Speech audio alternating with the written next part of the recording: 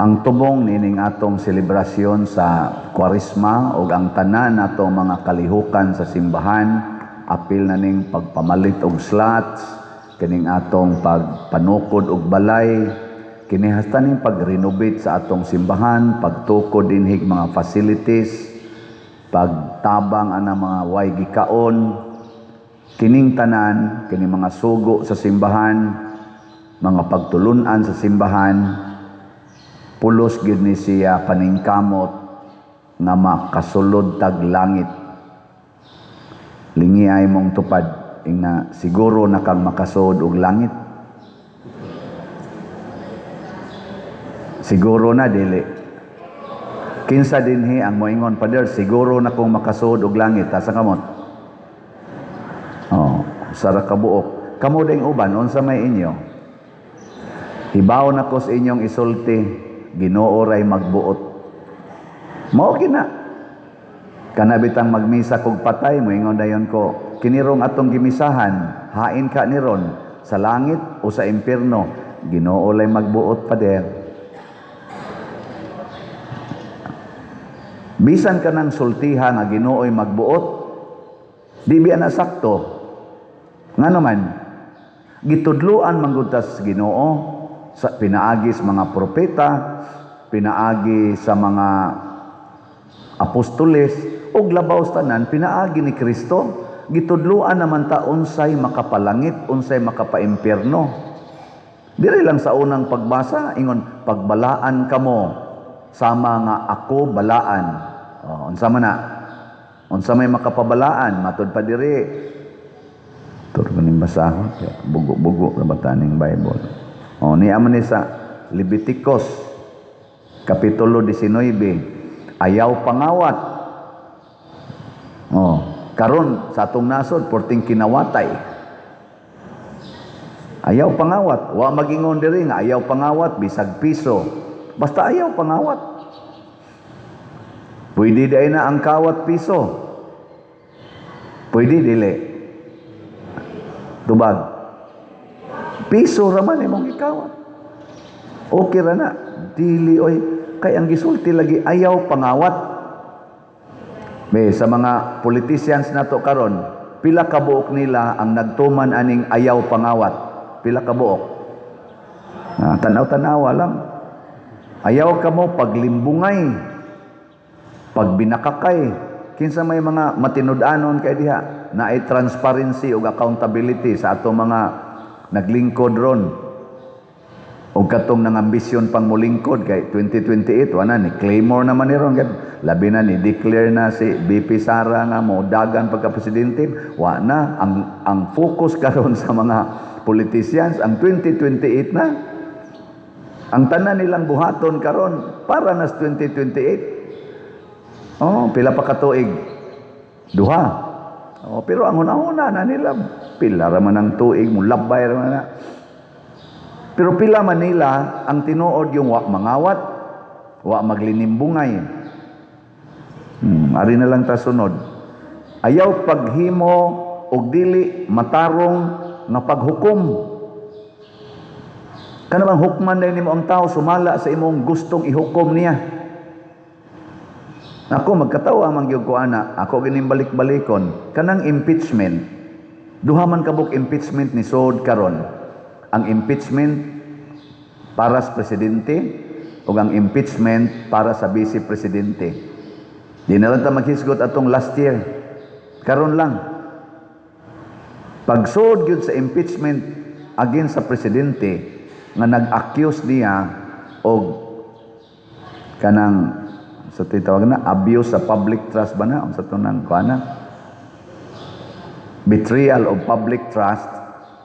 Tungod kay wa siya kapugong, wa siya ka check sa mga trillions nga nawa nato sa atong panudlanan, kay siya goy pangulo, siya gi accountable ana tanan. Kausara gi wagtang sa Congress. Ingon dayon sila, no sa to substantial ground. Ila dayong dismissed. Namakpak pa sila. Pag-ingon, dismissed, namakpak. Pasabot, lipay kay sila nga wa di ay kaso ang presidente, pero nainawa na itong mga trillions. Trillions. Nya ikay presidente, pares na ako ba? Moingon nun ang usa ka taon nyo din kanang mga millions nga nisod sa Compostela, hain mo na padong. Nya moingon dayon ang obispo, i-impeach na sa Padre Siano. Nya hearing dayon. Ang sa may buhaton, tanaw na nga tong accounting records, kompleto man na, hain padong ang kining mga millions nga nisod nato. Ana unta to. Pero mudritso lang dayog ingon ang pananglitan, kamo mo accuse nako nga ipa-impeach ko. Nya mudritso dayog ingon ang obispo, dismiss. Nya mamakpak dayong mga pare, mo ingon dayon mo animal mga parian. May magwa mi kibaw. Oh, kanang iyang pabahay, naa ni barog balay. Kanang iyang siging solicit diha kay para i-renovate aning simbahan, na renovate di ay. Ana ba?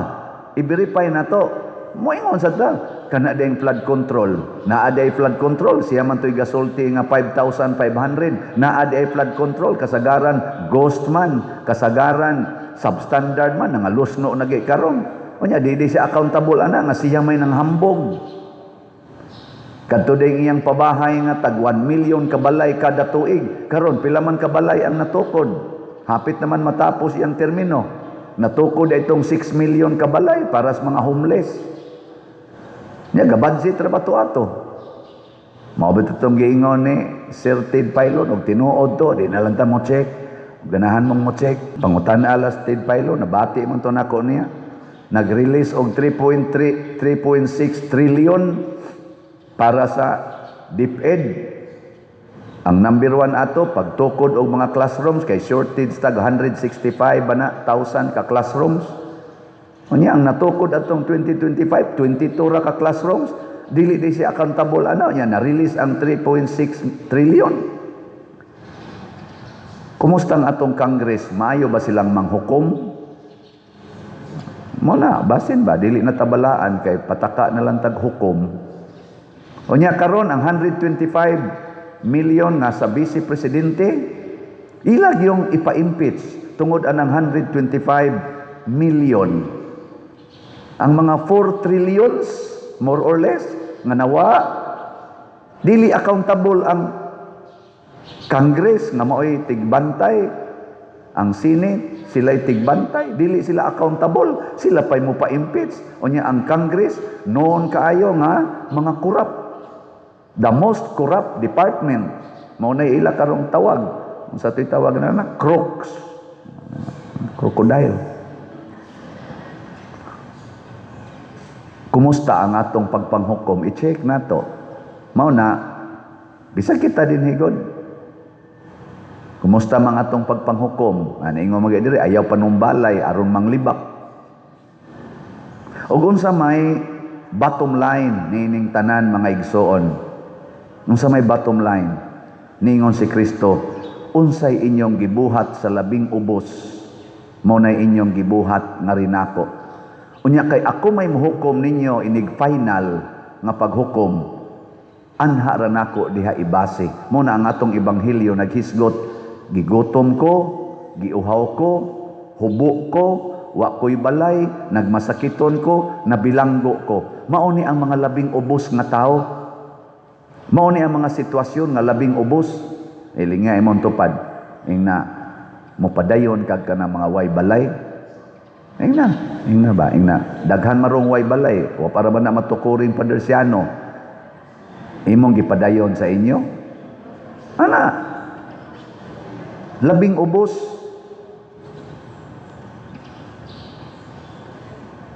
Atong i-check. Giingon pagi diri ayaw pa ni malos. No? Kani bitang batasan sa atong gobyerno, niya sa na sa simbahan baya. Bahala nagmasuko mo namo pero real talk lang ta. Kanang batasan sa gobyerno nga mga opisyal inighumas eleksyon kun ang nidaog gani maoning mga tawhana ang nidaog. Ang una ginilang buhaton papahawaon ang tanang naglingkod sa opisina nga mga tao sa unang Katong una ilang gipulihan ba? Dinhi simbahan mao gyapon inigabot sa bag-ong pari, papahawaon kinang tanan nga nagtrabaho sa simbahan. Kasagaran ba? Unya, unsaon nimo pagpakaon ang gigutom, ang giuhaw, nga ang ilang pagkaon diha man nila gikuha anang opisinaha, imo namang gitaktak. Di ba? Why continuity ba? Sa gobyerno, why tenure of office? Kana bang atong gitawag bag security of tenure? Dinhi simbahan mao gyapon kamong nagalagad sa simbahan ug mailisan ko dinhi tak yung tanan tingali. Mga 40 manikapin atong mga tao ron dinhi. Kana gitik note na nako. Mo nang pagka-assign nako bisan asa ko ma-assign, wa gyud koy gitaktak. Assign ko og kapa katong Cebu Archdiocesan Prison Apostolate. Akong giabsorb ang tanan, gipun-an pa. Wa ko magkuhag akong mga tao. Sila nga naa diha. Gawas lang atong nangamatay, wa na nako gi-employ, patay naman to. Pag-abot sa nako sa San Vicente, Liloan, ang naabutan nako dito, mga 4 man tingali ito, 5 ba to sila kabuok. Nang resign dayon. Kay gada man sad kog mga 6 kabuok. Ingon din sila, resign mi pader. Na naman kay mga tao, nako, wa man ko maingong resign mo. Idugang ni nako ninyo. O di 4 sila, 6 akong gidadi, napuo na. Punaan pa gid nako 16, nahimong 26. Nakaroon sa pag-anhin nako dinhi, ning kuyog man sang wala nakabuk ning kuyog. 24 di gito kabuk, 23 ba ang nikuyog. Manya kay niya man sa dinhi mga pila to sila kabuk dinhi mga 1, 5 ana po. Mga napo. May kay taktakot. Gipon ana sad nako. Karon 40 na ni kapin ang gakuyog-kuyog nako. Hurot atong kolekta. Pero sagdi lang napakaon man sang gigotom. Di ba? Napainom ang giuhaw, nyag naa sila'y sakit, natagaan sa og tambal, nya nakatukod-tukod sa ilang mga balay, o di sa ato pa atong nabalayan ang way balay. O garita sa atong national level, isa mga presidentiha nga nilingkod sa Pilipinas nga wa manaktak sa ilang kontra.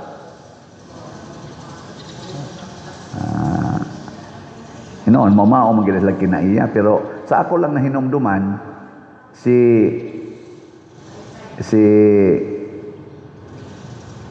Pinoy, atong anhing President Pinoy, paglingkod niya, na priso dayos Gloria. Gloria ba, Jim? Makapagal Arroyo, na priso, niya na-impeach man tingin ito si Corona, Chief Justice. Nasa to siya impeachment, nasa to siya pang priso. Sa dinagko lang ni ba? Dinagko. Niya paglingkod sang Cory Aquino, na priso sad si Marcos Sr., na exile dito sa Hawaii, wa gyud papulia. Hangtod namatay dito. Wa gyud gipalubong hangtod tong gasunod nga sige na. Mga presidente, wa gyud gipalubong ang patayng lawas ni Marcos Sr. Yap sige silang singgit des kalsada, never again, never again. Di ba? Paglingkod ni President Duterte, wa niya gipapriso sa Pinoy. Gipapriso di ay. Wa niya pangitaig paagi ba nga mapriso. Magina sila paagi. Nya, iyang gipalubong ang lawas ni President Marcos Sr. nga dugay na kaayong gihaya. Moto'y kinatasan tingaling haya nga nahitabo sa kalibutan. Nagibutang ragyog balay. Nalubong yun sa libingan ng mga bayani. Ang iyang vice presidente ni President Duterte, kisa to si Vice President Leni Robredo, sige to siya paghot, sigig saway, moadto pag gawas nasod, sigig saway. Doon na nagyo ni propose, naman na sa social media, doon na nagyo ni propose nga pailan og impeachment si Leni Robredo. Pero gi-announce gyud ni President Duterte ay naghilabti ang Vice Presidente kay elected na by the people. Sagdahilan na siya. Di ko gusto anang impeachment. Iya yung gisupak. Siya mismo mo ining declare nga ayaw na ninyo ipadayon ang impeachment. Ambot og buutan ba na si Digong? Paglingkod ni Bongbong Marcos, nagpartner pagid siya sa mga Duterte katong ilang unit team. Paglingkod niya, ang sa may nahitabo, impeach dayon ang Vice Presidente sa Congress. Priso dayon ang former President Rodrigo Duterte. Ito aparon dito. Karon manggiting ito ang iyang ugma ba to, ang iyang proclamation anang iyang kaso. Priso dayon, kutob sa musultig bati, priso dayon. Nakaron, kinsa ka ni ining ato karon mga grupo, Marcos, Duterte, Pinklawan, ang naningkamot pagtuman sa mga sugo ni Kristong nag-ingon, atiman na gyud ang labing ubos nimong katawhan. Ato ginang pamalandungan. Kita sa dinhi kanang atong slat-slat ning kamot ta pag-renovate sa atong simbahan, labi na gining atong pabahay. So mo na ni atong update sa atong mga slots. Hinayra ba kay halin? Ang atong grace niabot nag 177,876 ka slots atong halin, napay 522,124 ka slots na available, tag 100 pesos per slot. Nya do na ni 70 slot challenge nga tag 7,326 na ang atong nadawat na challenges. Ang atong PPSC Part 2 para ni sa atong pag-construct sa Bell Tower, Adoration Chapel o sa katong atong dako diring activity center nga covered. 1,791 paintaon ang atong halin. Napay 128,209 ka slots available, tag 100 pesos per slot. Ang atong target ani, hutdon tanig palit by May 31, on or before May 31. Kaya dili? Bantay mo. Mo ni atong target. O niya, ang atong DPR, niabot nag 77 kabalay ang atong makonstruct. Sige patagdawat, tag 100 pesos per slot. So pagpaka nato ang namalit natong slots. Praise the Lord. Unsaon to pagpalit og slot? Una, pwede ninyong remit diha sa atong opisina o diha sa mga lamisas gawas na may galingkod-lingkod diha, parisibuhi lang. Pwede sad sa atong bank accounts, kining niya sa atong screen. Ayaw lang paggamit og bank accounts nga wa dinhi sa atong screen karon. O niya pwede sad sa atong GCash, kini gyapon niya sa atong screen, or inyong ikwarta padala, kini gyapon mga ngalan nga niya sa atong screen mao'y padalhi. Pero ako inyong padalhan sa GCash, dili na pwede karon kay puno na. O niya ang kwarta padala sa ayaw lagi agi sa Western Union basta ako ngan kay dili nako na maklaim. Kining tanan natong paningkamot mga igsuon para ni sa labing ubos.